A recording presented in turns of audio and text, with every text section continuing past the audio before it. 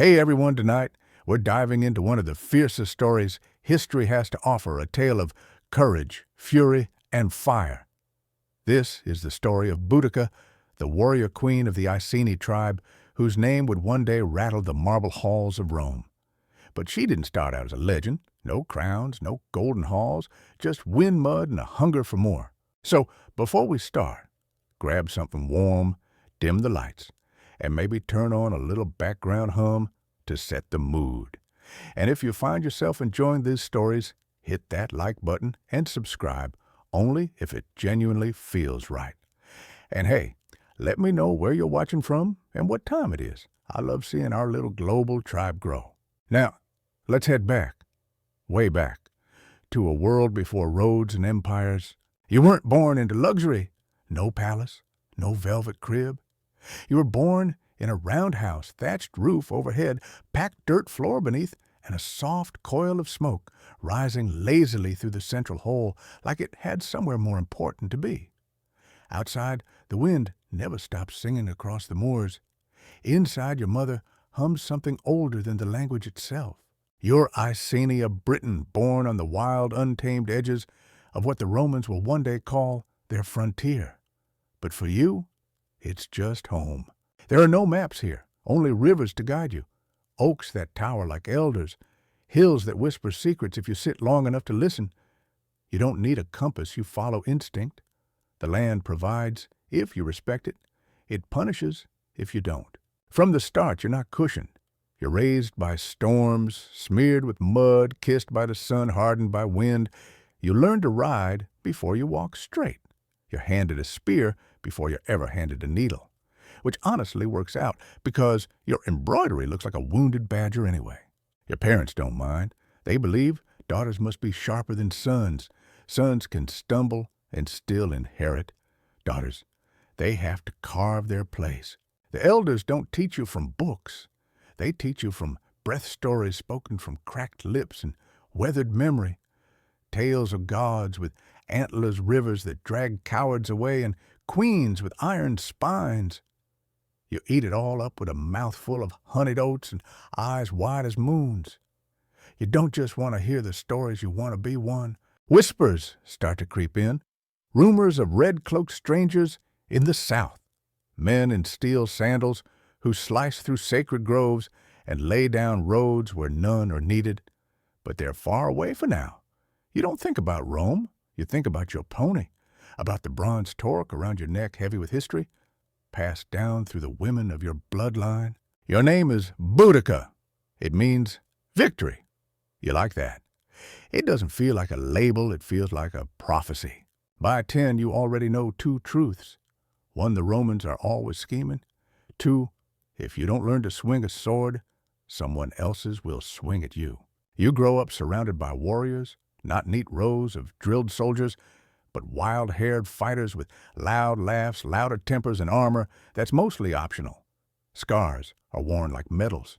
Your teachers, survivors. They don't teach from scrolls. They teach from broken ribs and bruised knuckles. Your education starts at dawn, not with math, but with a wooden sword and a swift slap to the shin. Every meal comes with a side of training, spear drills, knife throwing, goats that act like they're auditioning for a war of their own. You're taught to ride by a man who smells like he is a horse. You bond with your first mount, a shaggy, one-eyed pony with the attitude of a drunk goblin. It hates everyone but you. You take that as a compliment. But it's not all blood and hoofbeats. You sit beside fires listening to elders argue about tribal matters with the weight and heat of life or death stakes. Because sometimes they are. You learn when to speak and when to keep your mouth shut. How to nod politely while thinking you're full of moss. Then there are the druids, mystics cloaked in riddles, obsessed with trees and rituals that drag you out of bed before the sun. They say you're chosen. By who? They're never clear. But their tone suggests it's serious and possibly dangerous. You grow into your name. You grow into your bones.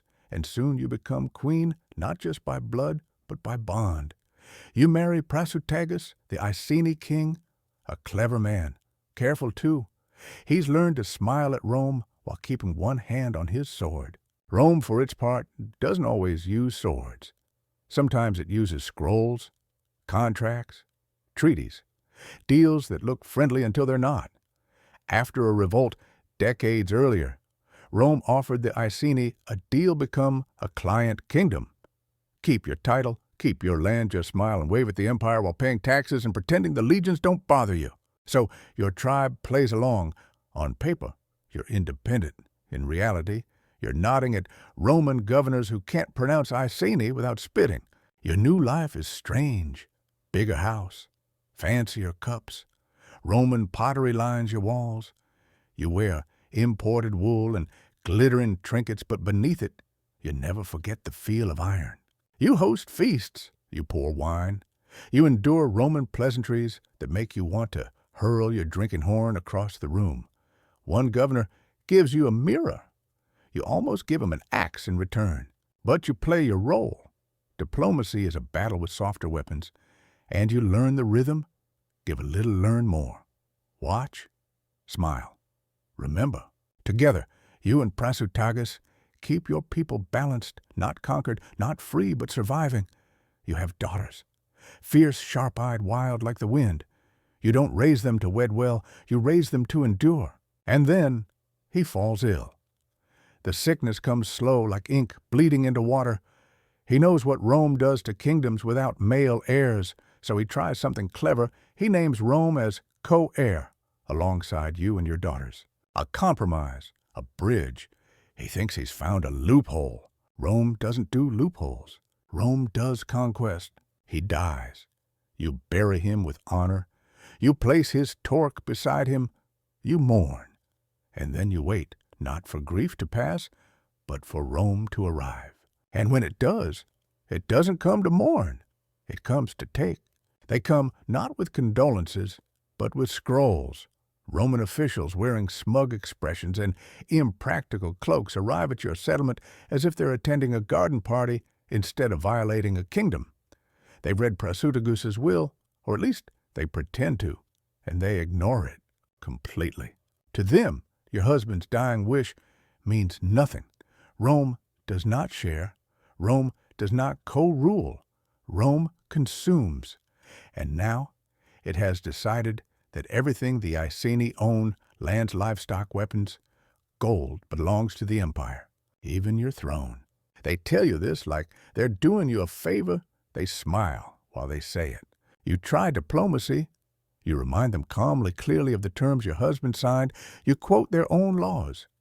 But they quote something louder still. It escalates quickly, and then deliberately. Roman soldiers storm your home. Not an army, they don't need one. Just enough men to make a statement, enough to tear down everything that matters in a single afternoon. They destroy your status like it's scaffolding. They strip you, beat you, publicly, in front of your people, in front of your daughters. What they do to you is a violation.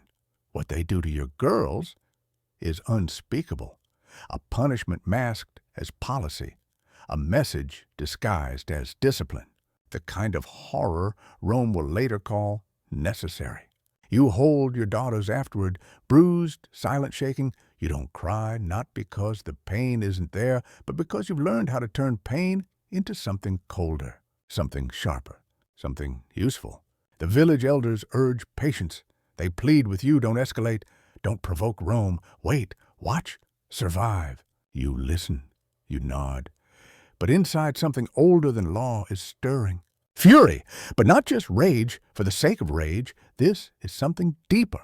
This is fury with memory, fury with purpose. You don't scream. You swear quietly, without sound.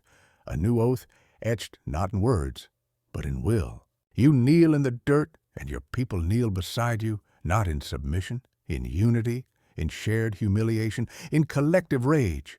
This wasn't just an insult. This was a warning to every tribe in Britain. Bow or be broken. But Rome made a miscalculation. If they had wanted to silence you, they should have killed you. Instead, they gave you something else. They gave you cause. You rise not because of pride, but because the land itself demands it. The gods demand it. Your daughters demand it. You rise because you will never let them be someone's spoils again. And far away in their comfortable villas and polished forums, the Romans have no idea. They don't know they've just made the worst mistake possible. Rome believes it was sending a message, and it was. But so will you. You begin to plot, not openly. You play the part. You attend tribal meetings. You speak rarely, but you listen, and you remember every slight, every whisper, every bruise. You reach out quietly to the other tribes, the Trinovantes, the Catuvelauni, the Daci Angli. They're bitter, scattered, distrustful, but they're also watching. They've all seen what Rome does when it keeps the peace. They've all been taxed, robbed, mocked. They've all seen their groves cut down, their sacred places paved over. And now they've seen you, not just the queen, the victim. And victims in Rome's world are meant to vanish. But you haven't vanished. You're still here, standing, planning. You don't call for war, not directly. You call for consequence. You speak in images, fire, storms, bears that have lost their cubs. It's enough. The women hear you first, then the elders, then the warriors. You train in secret. Old blades are pulled from hiding places. Armor is repaired. Rituals are whispered beneath sacred trees. The druids chant at night. The gods are listening, and so are the spies. But by the time Rome realizes what's happening, it's already too late. You prepare yourself. You braid your daughter's hair with iron clasps. You smear your face with blue woad, not for beauty, but for battle. You don't see a queen in your reflection anymore. You see a blade, a symbol, a reckoning. You ride not alone. Behind you, a storm takes shape. Farmers with pitchforks, warriors with swords, hunters, smiths, elders, druids, thousands. They don't come for pay. They come because of you, because of what they saw, because they remember. This isn't just rebellion anymore. It's personal. Rome calls you terra muliebris, the terror of a woman. They mean it as an insult.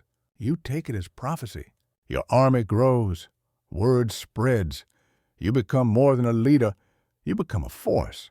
They write songs before the first battle. They carve your likeness into charms. They paint your name on chariots.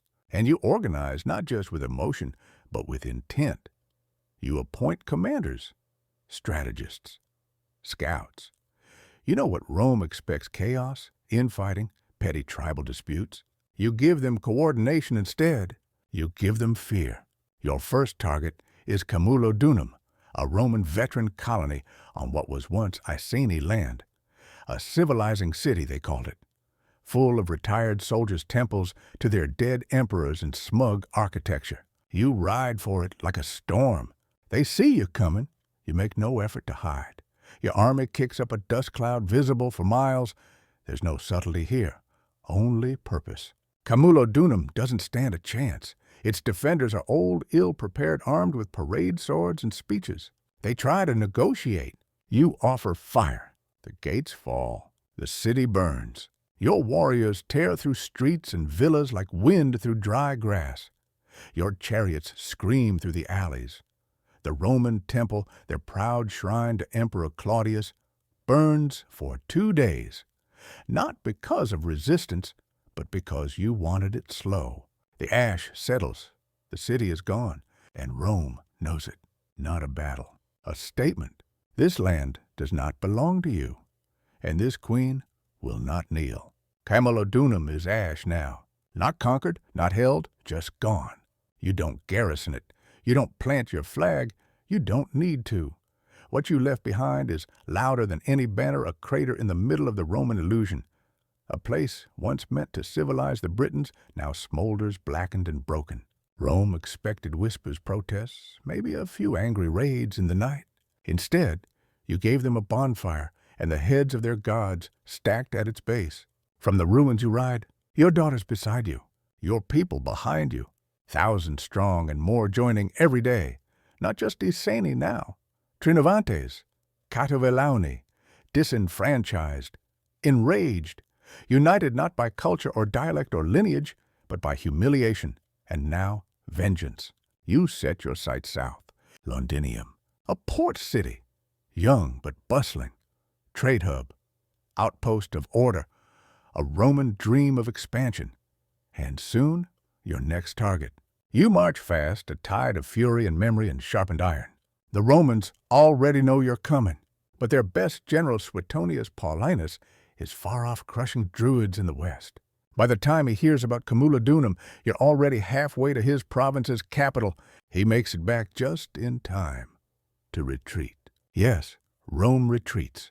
Governor Suetonius takes one look at your army, your numbers, your smoke-darkened sky, your fire-braided warriors, and does the most Roman thing possible. He cuts his losses. He abandons Londinium.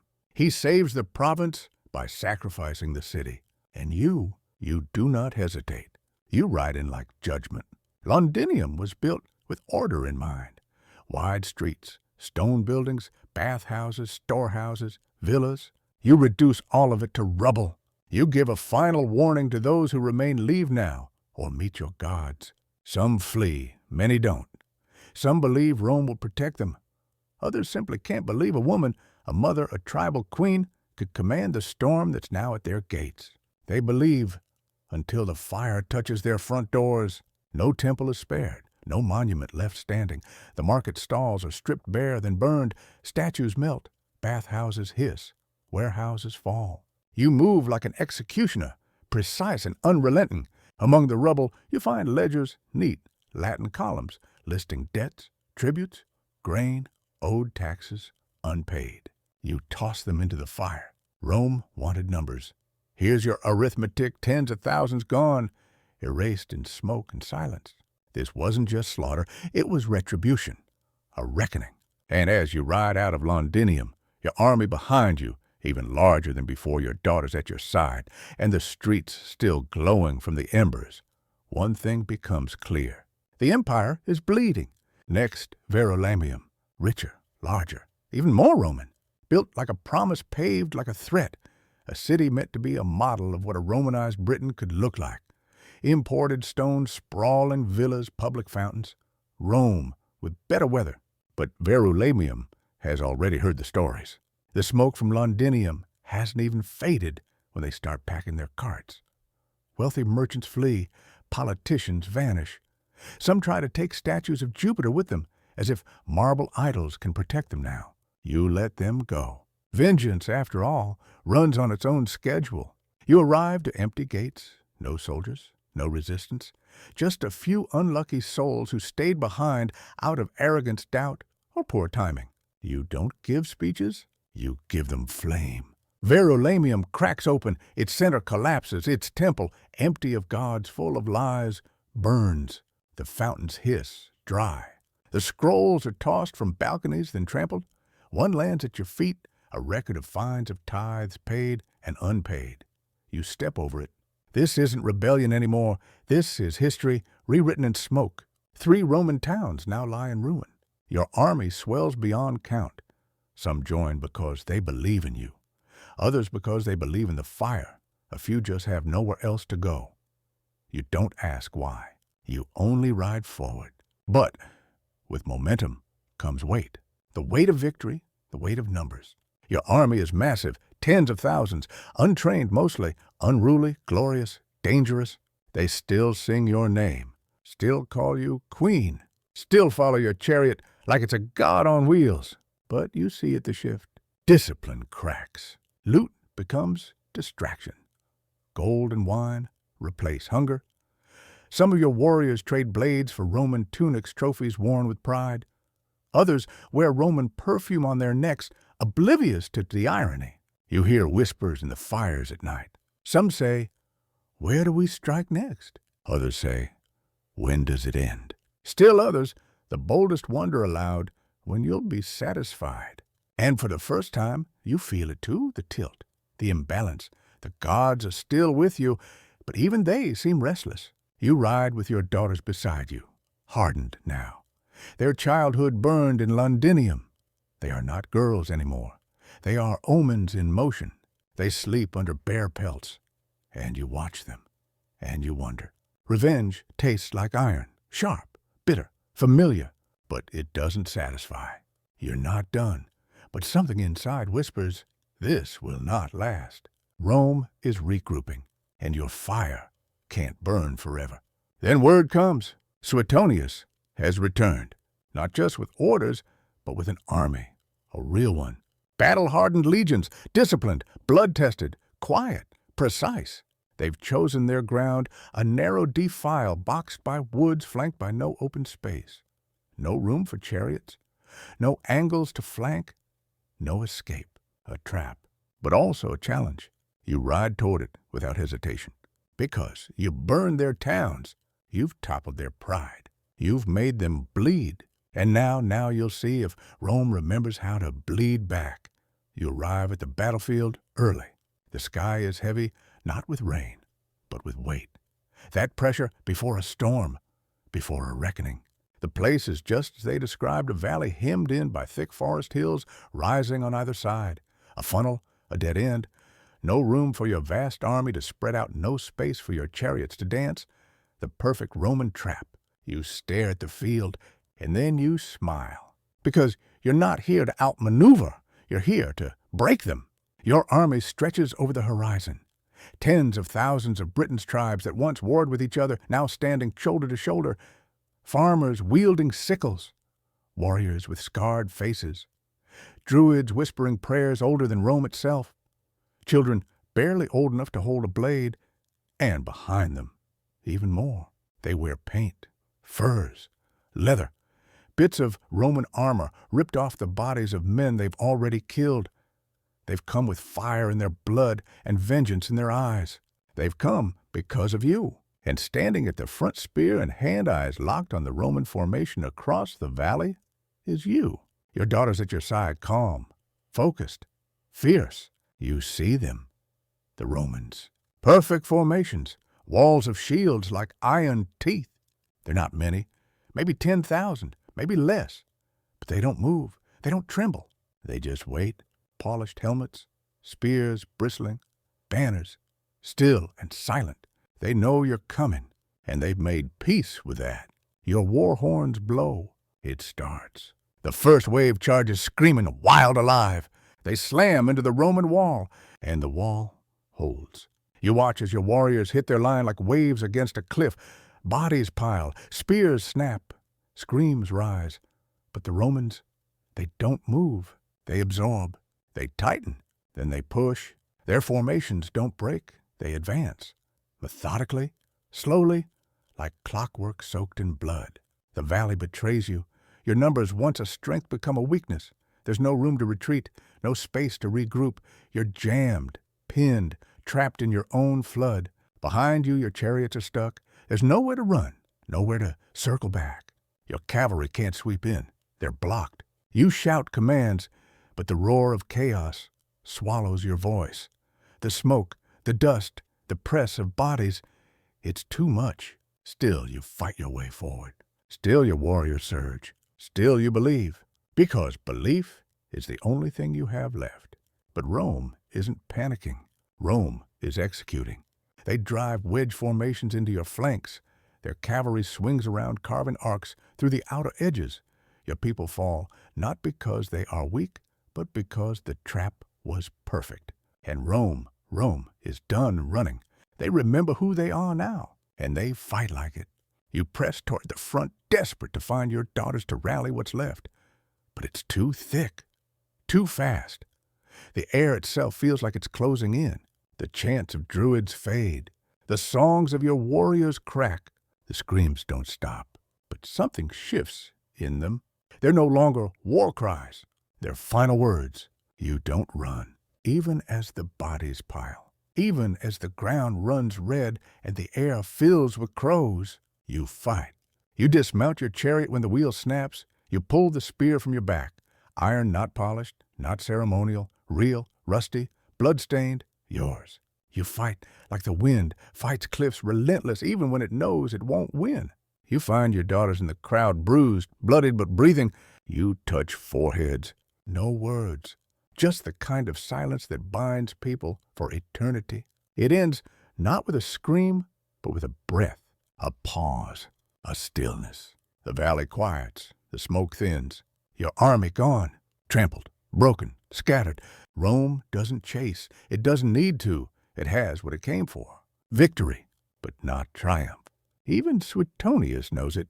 This wasn't conquest. It was survival. He won the day. But the cost was something else.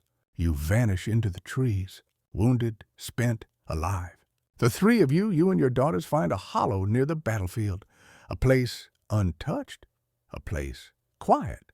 You sit beneath a twisted yew tree.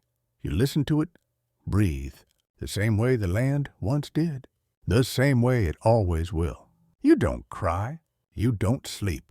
You just are. Because you've become something more than a person. You're a scar. And even Rome will remember scars.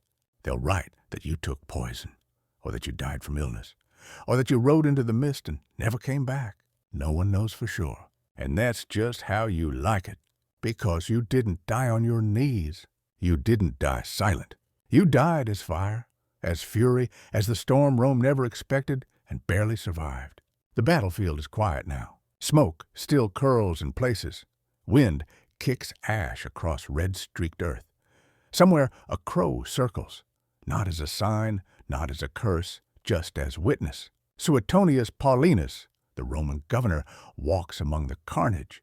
Behind him, Roman soldiers strip weapons from corpses, pile the dead repair formation lines with grim efficiency. They move like men still expecting an attack, even though the enemy is gone. Because you didn't die the way they wanted. There is no Roman banner planted in your body, no captive paraded through the streets, no easy story to tell. And that, perhaps, is your final defiance. Rome will claim victory, of course. It always does. It will name the battle. It will praise its tactics. It will raise monuments to discipline and strategy. But in private, even Suetonius will admit this, you nearly shattered Roman Britain. You weren't just a queen. You were a crisis, a rupture in the illusion that Rome was untouchable, a reminder that beneath the marble lies fear. The historians scramble. Tacitus, writing decades later, says, "You poisoned yourself a noble end," he insists. Cassius Dio imagines it was sickness. Others say you simply vanished. No body, no grave, just legend. That's Rome's way of making peace with a woman it never controlled by filing you under myth. Your daughters disappeared from the records, erased, which in Roman terms is a confession, a way of saying they scared us more than we'd like to admit. Britain remains under Roman rule. But the tone has changed. No more temples to Claudius, no more aggressive expansions into tribal lands for a while. Forts are reinforced. Governors tread lightly. Rome becomes a little more cautious, a little more careful, always glancing over its shoulder. They say Boudica was an outburst, a moment, a mistake. But moments don't burn cities, and outbursts don't rally nations. Time passes. The empire expands, then shrinks, then falls, as empires do. But your name survives. It is carved into the land, whispered through forests, sung by fireside and secret songs. You become something larger than yourself. Sometimes a warrior, sometimes a mother, sometimes a goddess, sometimes all three at once. Centuries later, Victorian London will resurrect you. They'll put you in bronze, a chariot, 2 daughters by your side, hair, wild arms, raised wheels poised to roll forever. They'll place the statue near Parliament. You, the rebel who once set cities aflame, immortalized beside the very seat of British law. Irony, perhaps. But you wouldn't mind, because a statue, no matter how neat, how polished, cannot contain the storm. What Rome never understood is that you didn't rise for conquest. You rose for justice. You didn't march for gold. You marched because someone had to. You became a force, and forces don't vanish. They echo. In every woman who refuses to be quiet, in every people who refuse to stay conquered, in every whisper that says, "Fight back." You are not just history. You are memory made sharp, a lesson with a name. Boudica, not a queen, not a footnote, a wildfire in human form. And even now, when the world forgets what it means to resist, when injustice grows roots and power sits smug in its palace somewhere, the wind rises. Somewhere, someone picks up a spear. And somewhere, in the dark corner of a Roman historian's nightmare, you ride again. End of part 5 and the story. Let me know if you'd like a cinematic voiceover version, YouTube thumbnail prompt, SEO, titles on description tags, or a follow-up series on other forgotten warriors. They'll teach the basics if they mention you at all. Queen of the Iceni, led a rebellion, burned 3 Roman cities, lost a battle, died. The end. Tidy, short, convenient. But that's not the story. The truth is rougher, messier, deeper. The truth is, you were a mother who buried her husband, saw her daughters brutalized, and stood back up anyway. You were a woman in a world where power wore togas and only listened to men, and you made that world bleed. You didn't just rebel. You shattered the illusion, Rome's illusion. The myth that civilization always wins, that discipline always beats passion. That empire is destiny. You proved it wasn't. Not then, not now. Your uprising wasn't a detour in history.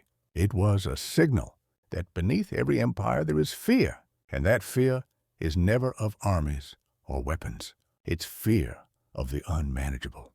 The people who don't fold, the women who won't yield, the fire that won't burn out. And in that sense, Rome didn't defeat you. It just outlasted you. But your story, it outlived Rome. The real victory was never in Londinium or Verulamium. It was in the idea that a people could rise together across tribal lines, across rivalries, across blood feuds, and see themselves as one. One cause, one fury, one storm. And that storm bore your name. They feared you, even centuries later. Why else bury your daughters in silence? Why else turn your life into legend, your death into myth, your cause into a cautionary tale? Because Rome knew that the next time someone like you rose, she'd rise smarter, more organized, more relentless. And maybe, just maybe, Rome wouldn't be ready. You didn't live long enough to see change, but change came anyway. Not from law, from pressure, not from gods, from grief. It came because you and others like you forced the world to confront what it wanted to ignore. That injustice doesn't end with silence. That memory, properly wielded, is a blade. And you left the blueprint. Today, people still march in your name, even if they don't know it. They wear your defiance like armor. They chant your rhythm. They hold up signs. They stand in streets. They face down institutions larger than themselves. They lose. They regroup. They rise again, just like you. Not because they expect to win, but because someone must try. That's your real legacy. Not the burning of cities, not the broken legions, but the reminder that power does not go unchallenged. That resistance can rise from ashes. That trauma can become a torch. You weren't the first, you won't be the last, but you were loud and unforgettable. A warning, a whisper, a war cry. And when the smoke clears in any century, people like you are still visible, still standing, still ready. So, yes, let them remember Rome. Let them write epics about Caesars and senators. Let them recite names like Nero and Claudius. But know this, they remember you differently, not as a ruler, but as a reckoning. And somewhere tonight, a woman stands at the edge of her own valley, facing down her own empire. And she doesn't know how the story ends. But she knows what she's called. She knows what she's made of. She knows your name, and that's enough. History loves its victors. It builds statues of them, names roads after them, fills textbooks with their faces and dates. But every now and then a name slips through that doesn't fit the mold. A name that isn't neat, that doesn't end in triumph, but still refuses to disappear. Boudica. They couldn't erase you. They tried, with silence, with myth, with time. But fire, even after it burns out, leaves heat, and your heat has never gone cold. The Roman Empire would linger in Britain for centuries after your death. It would pave more roads, build more walls, extract more tribute, but it would never forget you. That part of the island, the part you scorched, never quite settled. It remained watchful, stiff in its spine, whispering in its forests. It remembered because your rebellion wasn't just about Rome. It was about dignity, control, sovereignty. It was about a woman standing against the single most powerful military force on earth and daring to say no. When the Roman legions withdrew from Britain generations later, they didn't leave as conquerors. They left because they were spread too thin, worn out by endless resistance.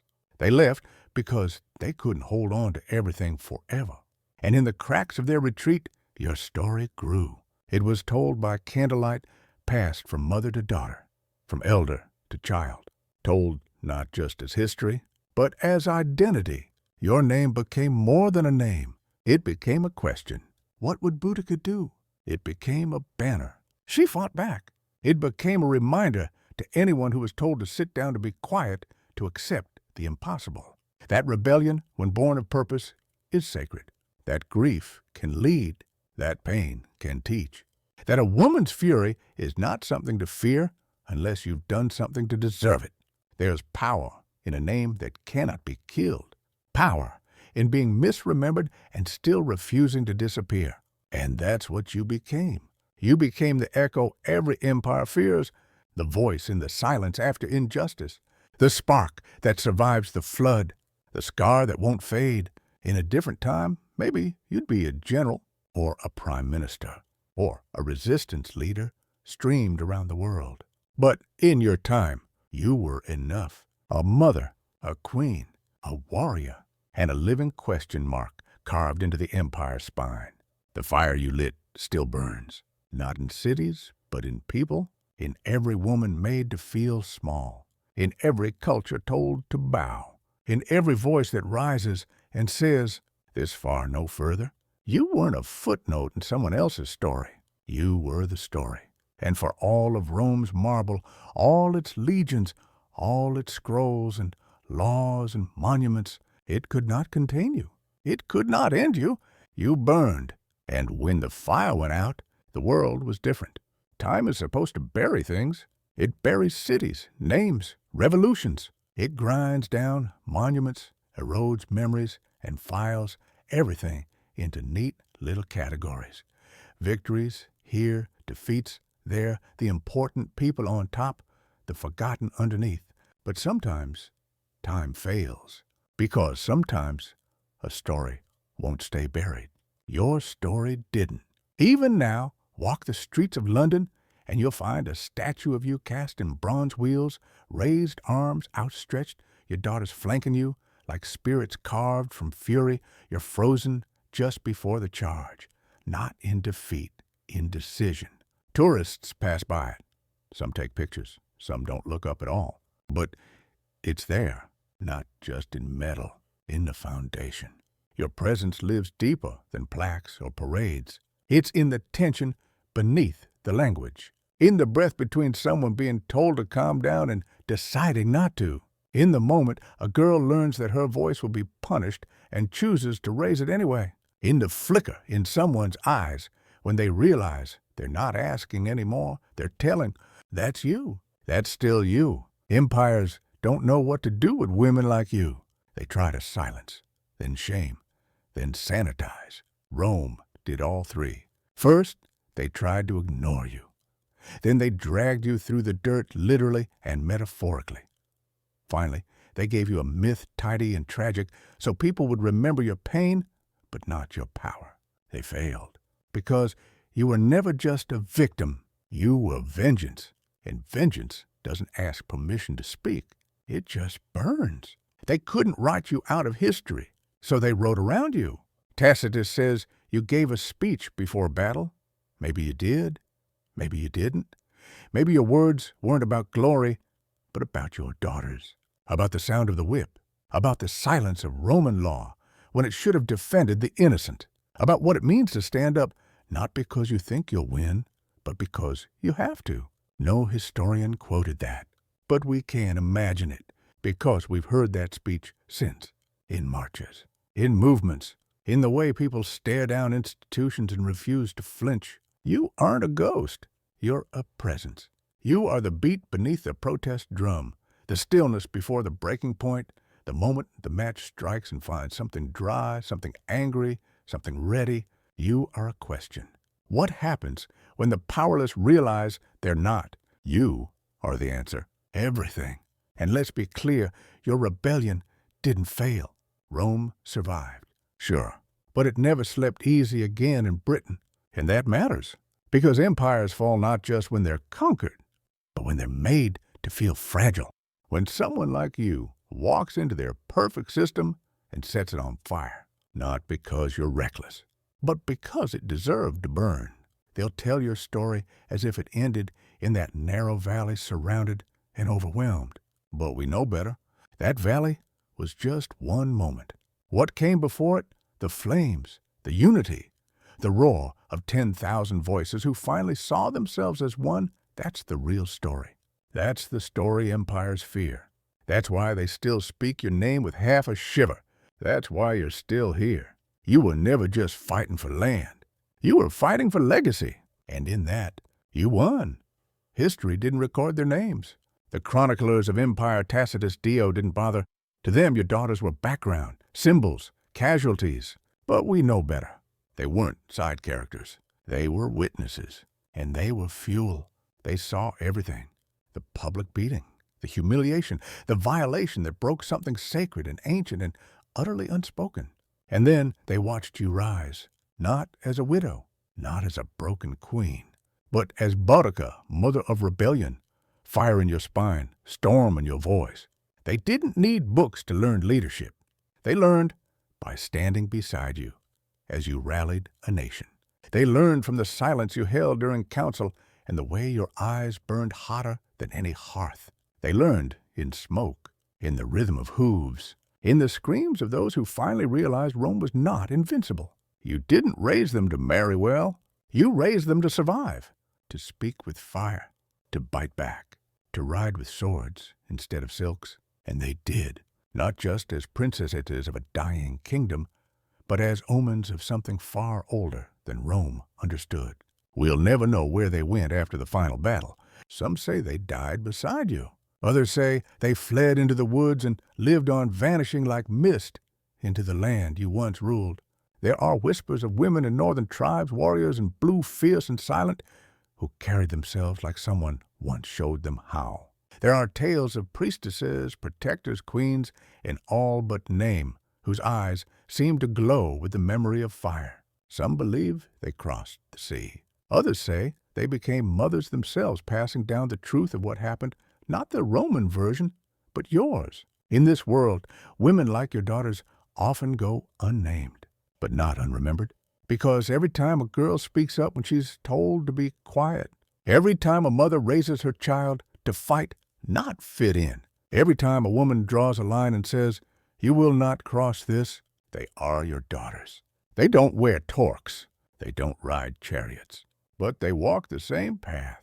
They carry the same weight. They ask the same question. What would she have done? And even when the world tells them to forget, to move on, to get over it, they remember. Because what happened to you and your daughters is not ancient history. It's recurring history. And your rage still lives in the bones of those who inherit injustice. Your daughters were never voiceless. Their screams just carried across centuries. They weren't victims. They were vessels. They held your story like it was sacred, and they released it like a war cry. And maybe we don't know their names, but we know who they were, because they're everywhere now. They are the women who lead revolutions with children on their hips, the girls who tattoo truths into their skin because the world refuses to hear them, the voices shaking microphones in courtrooms and street corners, the ones who stand not just with you, but because of you. Boudica's daughters didn't die. They multiplied. Rome brought stone, but you had soil. Rome built with marble law and lines drawn on maps, but you came from roots deep, ancient, untamed. And while Rome imposed you belonged, that's the difference history never quite understands. To the Romans, Britain was just another territory, another distant patch of land to be absorbed, taxed, and renamed. They saw forests as timber, rivers as trade routes, tribes as problems. But to you and to your people, the land wasn't a resource. It was kin. The rivers weren't roots, they were ancestors winding and wise. The forests weren't lumber. They were listening. The animals weren't meat. They were spirits, watchers, companions. Your gods didn't sit on thrones.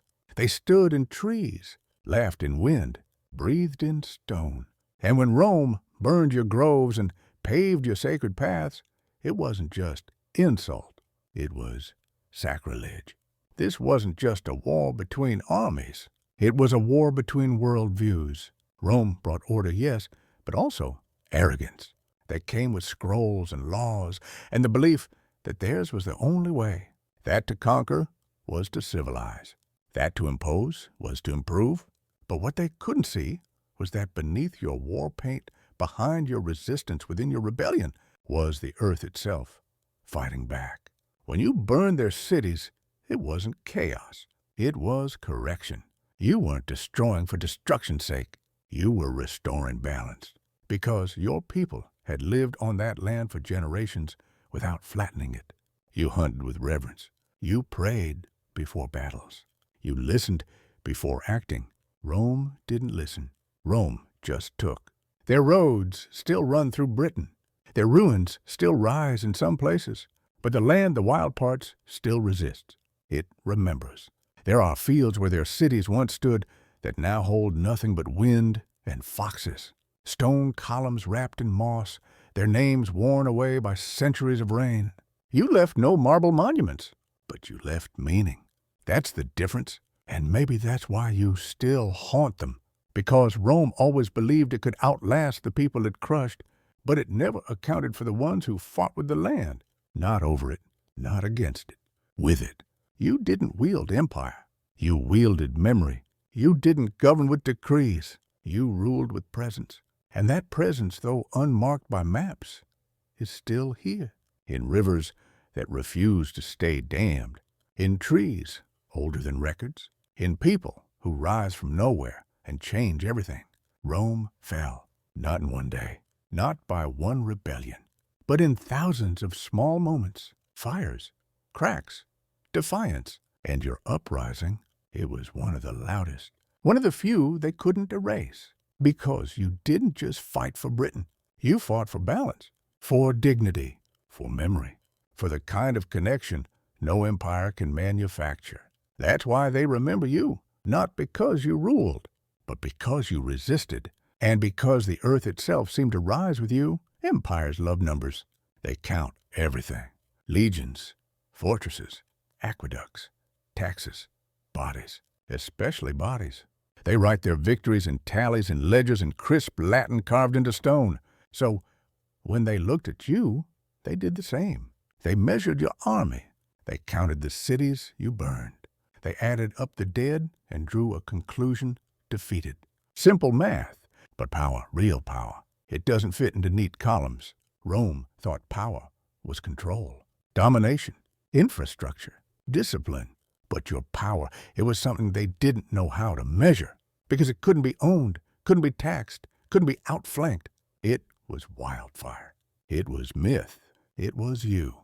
They didn't know what to do with a woman who didn't beg for mercy, who didn't crumble when stripped of her home, who didn't accept her story being written by someone else.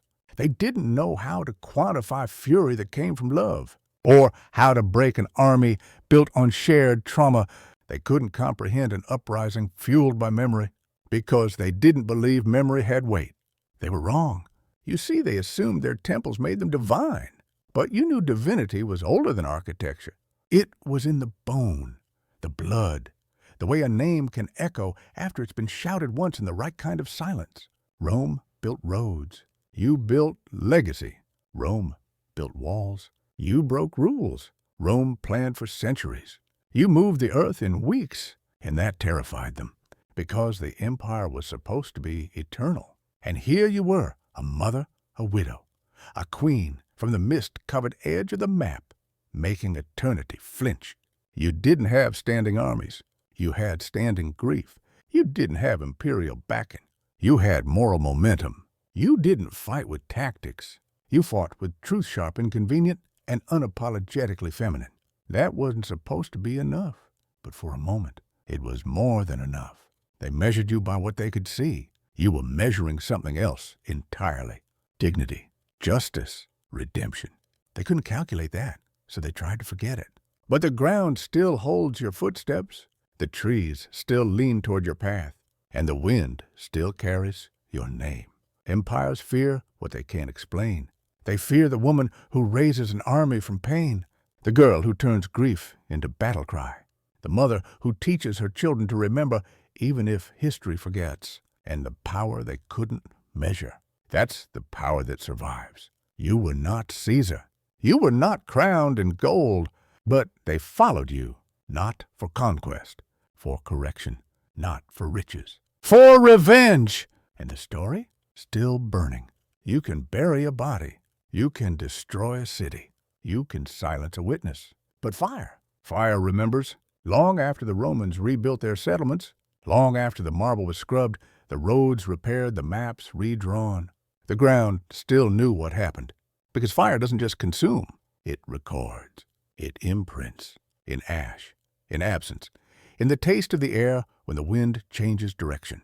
Camolodunum, Londinium, Verulamium. Their names survived, but only as warnings. Whispers through history saying, this is what happens when you mistake silence for submission. They thought they'd end you with one battle, one trap, one brutal lesson burned into the valley floor. But they misunderstood what you were. You weren't a strategy. You weren't a threat assessment. You were grief that decided to speak. You were rage that refused to break. And rage like that, it catches. The fire you started didn't stay in cities. It moved into people, into the women who had no swords but sharpened their voices, into the men who once feared punishment but now feared nothing more than cowardice, into children who would grow up hearing your name and wondering, what would I have done? You didn't teach them how to win. You taught them how to stand, to scream when the world said, whisper, to rise when the world said, bawl, to fight not because they were sure they'd win, but because they were sure they couldn't live with losing quietly. That's fire. That's the kind of fire that doesn't need fuel to survive, just memory. Rome forgot that. Rome always forgot that. It assumed once it built statues, once it paved the roads, once it renamed your gods and taxed your soil, it owned you. But no matter how many legions it deployed, how many temples it erected, how many scrolls it forged, it couldn't kill what burned in your people's bones, and it couldn't rewrite ash. Because ash doesn't forget.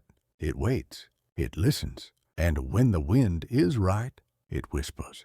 In every rebellion that came after they said your name, sometimes aloud, sometimes only in the quiet before battle, sometimes only in the way they stood back, straight eyes, burning. Because fire doesn't need a flag to declare its side. It just needs something worth lighting. You gave them that, not just a cause, but a language, a blueprint, a prophecy. And centuries later, when empires rise again in new armor, under new banners, speaking new languages of conquest, they'll wonder why some places burn with such intensity, why some people fight like they remember something older than policy, older than politics, older than even Rome. It's because they do. Because fire remembers. Because you remember. Not every weapon leaves a wound. Not every victory is loud. Sometimes power reveals itself not in the shout of conquest, but in the silence that follows, in the aftermath, in what people choose to remember and what they can't forget. After the final battle, the Roman historians did what they always do. They tried to define the story. They spoke of numbers, about tactics, about how Rome restored order. They downplayed the destruction of their cities. They exaggerated your losses. They narrated their survival like a triumph. But you didn't leave them your version. You didn't get to write the ending. And yet, you still own the silence that came after. Because what followed wasn't celebration. It was unease. Suetonius won the battle. But he didn't feel victorious.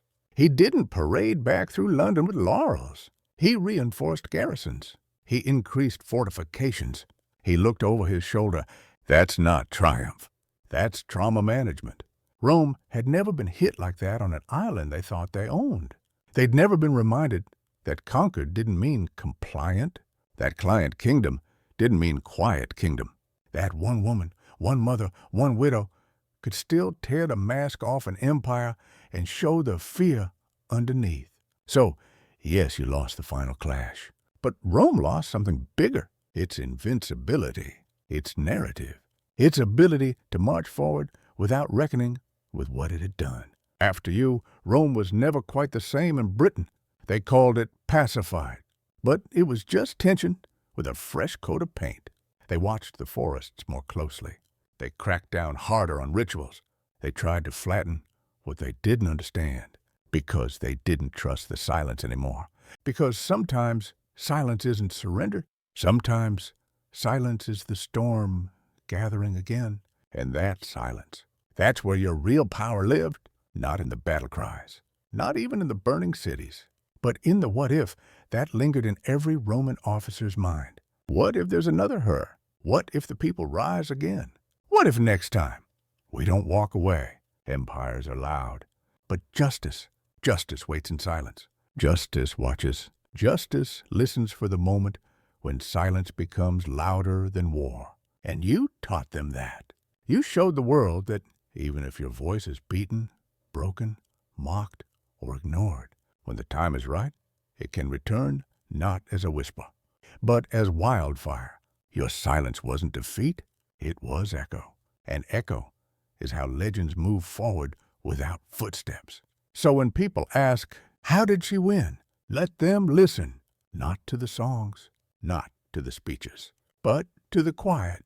The careful quiet of power that knows it will outlast the empires who tried to snuff it out. That is your legacy. That is your final roar, disguised as silence. Rome was good at many things: conquest, architecture, roads, order, but above all, narrative control. They were master editors of history, shaping, trimming, polishing every tale to serve the empire. Their heroes stood tall. Their enemies fell fast. Their gods mirrored their generals. Even defeat could be rewritten into honor. But not you. You refused to stay in the version they wrote. Too fierce to pity, too female to glorify, too successful for too long to dismiss. Your name didn't behave, so they turned you into a myth.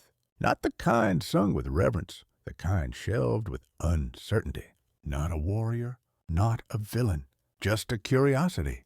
A queen from the fog who burned some cities and then disappeared. They blurred your edges, softened your story, filed you under legend, and still, it didn't work. You escaped the myth the way you escaped the Romans with presence. Because while they tried to decide what you were, the people never stopped deciding who you were. To the Britons, you became resistance in motion. To the colonized, you became proof that the mighty can bleed. To women, especially women who knew the weight of injustice in their bodies, their homes, their silence, you became a mirror. And mirrors, they don't ask permission to reflect. Rome couldn't control your myth because your myth wasn't just yours anymore. It spread. It traveled faster than scrolls. It slipped past borders. It reappeared in revolutions, in art, in firelit stories passed hand to hand across generations who never forgot what you represented. Because you weren't the only one. There were others.